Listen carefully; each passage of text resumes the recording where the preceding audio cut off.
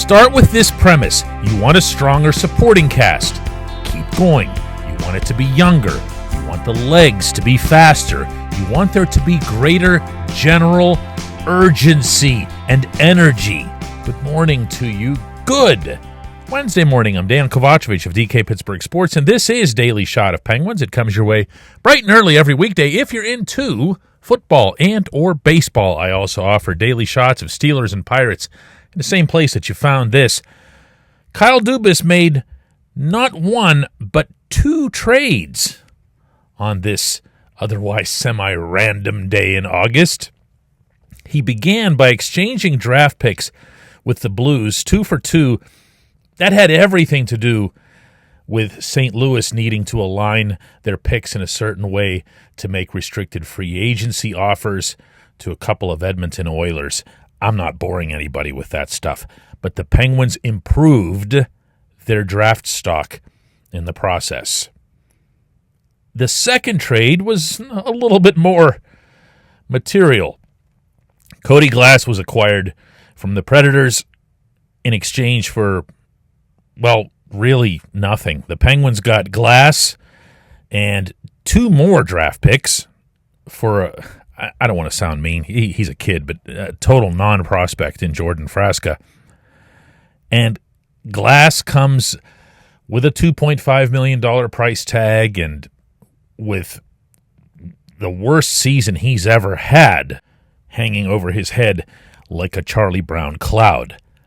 But, step back from it. Step back from the individual moves. Step back from the usual line charts and discussions and debates about who will play where, with whom, on what special teams. And what you can see from 32,000 feet down is this. This is going to be the training camp to end all training camps. Glass was a number 2 center for Nashville to open last season. And here, he'll probably head to Cranberry as something of an afterthought. That's not to suggest that the Penguins are this, powerhouse or whatever. What it is stressing, and I mean in giant highlighter pen, is that there's going to be a whole bunch of bodies battling for every available hole and some holes that might not even be seen as available. Most of that is going to be among the bottom 6 forwards. And it's funny, I feel actually a little bit awkward. I'm going to do this on purpose. But I don't know that I can name all of them. And I'm usually pretty comfortable in this particular sphere. But just for fun, I'm going to try to do this off the top of my head. There's Lars Eller, Kevin Hayes, Anthony Beauvillier, Sam Poulin, Valtteri Puustinen, Jesse Puljujarvi. Can we throw Jonathan Gruden in there? Yeah, why not? Why not? Gruden too. Just, it's for fun. Noel Acciari. I guess Matt Nieto if he's ever healthy again, and I really don't think that he will be. There's Glass, obviously. I've already lost count, and I've probably lost a name or 2 or 5 along the way. But there's a lot for 6 spots. And you'll also notice that other than Eller, Hayes, and Acciari, these are all guys that are like in their mid-20s. They're players who've made it to the NHL. All of them made it. They all should have their legs. They all should have all kinds of want to. Remember Puljujarvi when he first showed up on that tryout contract last year?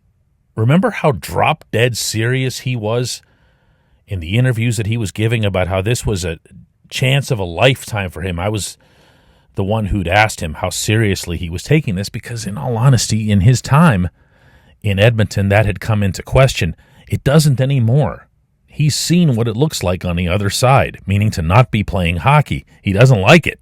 There's a lot of that in this environment. There's going to be a lot of guys feeling a lot of pressure to make something happen every shift, and not just in camp, because there are ways to retain these guys if they don't make the opening day NHL roster. And this is one of several reasons that I've been applauding the Kyle Dubas approach this summer versus last summer. A year ago, when someone stunk out loud and didn't contribute anything to your third or fourth line, all you would say, and I would say the same thing, is who are you going to replace him with? Well, now we can begin talking about that, here, middle of August. What happens if this person or that person doesn't pan out? What happens if this person or that person gets hurt, even in a top 6 slot? Well, now you've got, I already just remembered I left out Blake Lizotte, of all people. Had a whole show on him. So yeah, there's Blake Lizotte too. But you can slide someone like that up and down all 4 lines. Would Dubas have been better off taking his existing cap space and putting it all into, another Erik Karlsson type acquisition, or maybe even going and getting a Patrick Laine? I don't mean to bring up Laine in the sense that I know there's all kinds of different questions about his future, but I'm really referring to making a trade or a free agency signing of that magnitude. Or are you better off doing it this way? Because when you do it this way, there's a side benefit, and it's a significant one. You can keep asking everybody you talk to throw in draft picks. And you'll notice that 2 more came Dubas' way yesterday, plus the upgrade in the picks package from the Blues. That's okay, too. Let everybody scrap over this. Let's see that play out on the ice. That alone would make the 2024-25 Pittsburgh Penguins look so very much different from 5 months of what we just saw. When we come back, J1Q.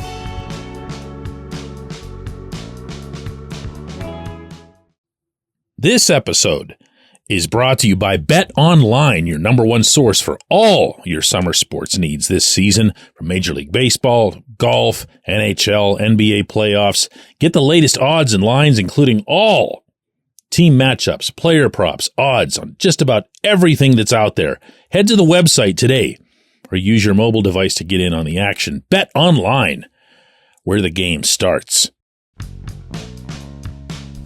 Before we proceed with today's J1Q, I've got to say, in advance, that there shall be no slander nor any sinister suggestions that Lars Eller could be pushed out by all of these new guys coming along. And on that note, we make it over to Bob, who says, "So, DK, how would you put together the bottom 6 now? And do you think that someone older could be on the way out?" See, Bob, that's how you do it.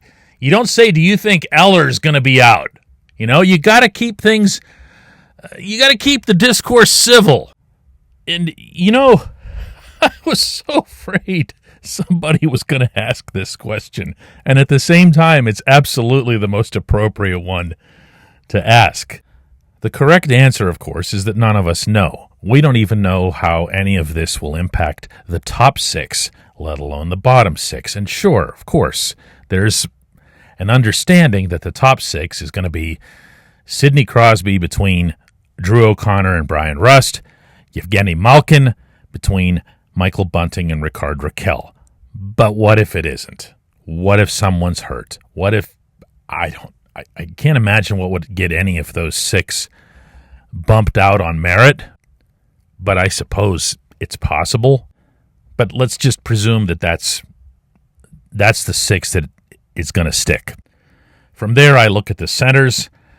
I believe, not just being me here, that Eller will be your third-line center. He's just a better hockey player than Kevin Hayes is. But I also know that Eller wouldn't mind in the slightest if the depth chart showed it the other way around. He's not the type to get offended. That would move Cody Glass, who's going to play, to the right side, I would think. He's spent 60% of his time at center, 40% of his time at right wing. At least that was his ratio this past season in Nashville. That might make more sense here. It also might help him alleviate some of the pressure on him in trying to get him back to form. So all that leaves is like 100 other guys for the other spots. Blake Lizotte, you can put him in there somewhere. Noel Acciari's going to play, in large part because of penalty killing, shot blocking, and all that other stuff that Mike Sullivan values so much. So what are we left with? One spot for Puustinen, Puljujärvi, Beauvillier, Poulin, Gruden, and like everybody else that I'm missing, right? But again, think about the environment. Think about what this fosters on and off the ice in this setting. I appreciate the question. I appreciate everybody listening to Daily Shot of Penguins. Fun to have some actual hockey things to talk about, right? We're going to do another one of these tomorrow.